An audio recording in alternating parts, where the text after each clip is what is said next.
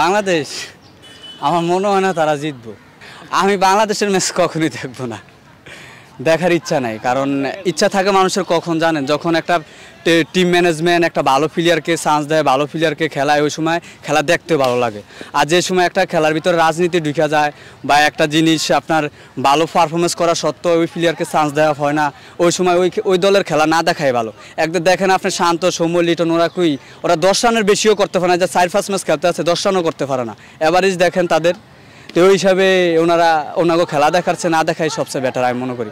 ওই টাইমটা আমি ঘুমাইলে সবচেয়ে বেটার হবে আমি মনে করি। বোর্ডের ভিতরে অনেক সিন্ডিকেট চলে, তারপরে ভালো প্লেয়ারকে বসিয়ে থুয়ে খারাপ প্লেয়ারদেরকে চান্স দেয়। একটা ভালো বলার ভালো ব্যাটসম্যান থাকা সত্ত্বেও তাদেরকে না নিয়ে, যাদের পারফরমেন্স ভালো না তাদেরকে নিয়ে একাদশ ঘোষণা করছে। এই ম্যাচটাতে কারে মিস করা হবে? সবচেয়ে বেশি তামিমকে মিস করব, তারপর মুশফিক, তাদের দুজনকে খুব মিস করব। এখন আর কাদের উপর ভরসা করবেন, এখন যারা এই টিম ম্যানেজমেন্ট করে, যাদের এই যে পারফরমেন্স ভালো না তাদেরকে নিয়েও টিম গঠন করছে।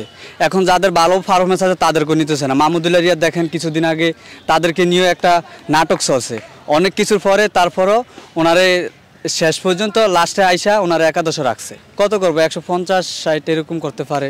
সর্বোচ্চ ভালো খেলে তৌহিদ হৃদয় ভালো খেলতে পারে। আমার ওদের কাউকে ভালো লাগে না, শুধু একজনকে খুব ভালো লাগে বা তারে মিসও করবো, তামিম ইকবাল খুব ভালো একজন প্লেয়ার, খুব ভদ্র প্লেয়ার, খুব আমার ফেভারিট প্লেয়ার, খুব ভালো লাগে ওরে। এটা ঠিকই তো বলছে, ওনারা তো মায়ের দোয়ার টিমই হয়ে গেছে এখন আর কি বাংলাদেশ ক্রিকেট টিম আছে। এখন যেভাবে চালায় ওভাবেই চলে, বোর্ড যেভাবে চলে, একজন ভালো প্লেয়ার থাকা সত্ত্বেও তাদেরকে চান্স দেওয়া হয় না। আশরাফুল একটা বিবৃতিতে বলছে যে বাংলাদেশ একটা খেলাও জিতার সম্ভাবনা নাই, যে স্কোয়াড নিয়ে গেছে।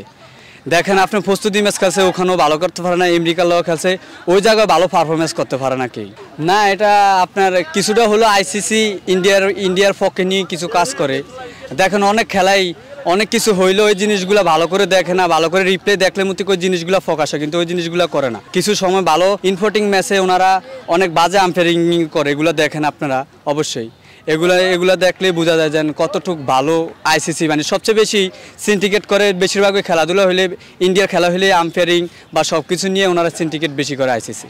সাকিব আপনি দেখেন সব কিছুতেই, ওই সাকিব যদি আপনার বোর্ডে জড়িত থাকে তাহলে আবার এই যে এরকম সিন্ডিকেট হবে, যে ওনার ইচ্ছা মতো উনি প্লেয়ার খেলাবে, যে ভালো পারফরমেন্স করবে তারা খেলাবে না, এরা সব। আর মাশরাফি তো আর ওই জিনিসটা করবে না, উনি দেখবে যে ভালো খেলে তাকেই পারফরমেন্স ভালো যার তাকেই দলে সুযোগ দেওয়া হবে। কিন্তু নিয়ম এটা করার, যে ভালো পারফরমেন্স করে তাকে দলে সুযোগ দেওয়া উচিত।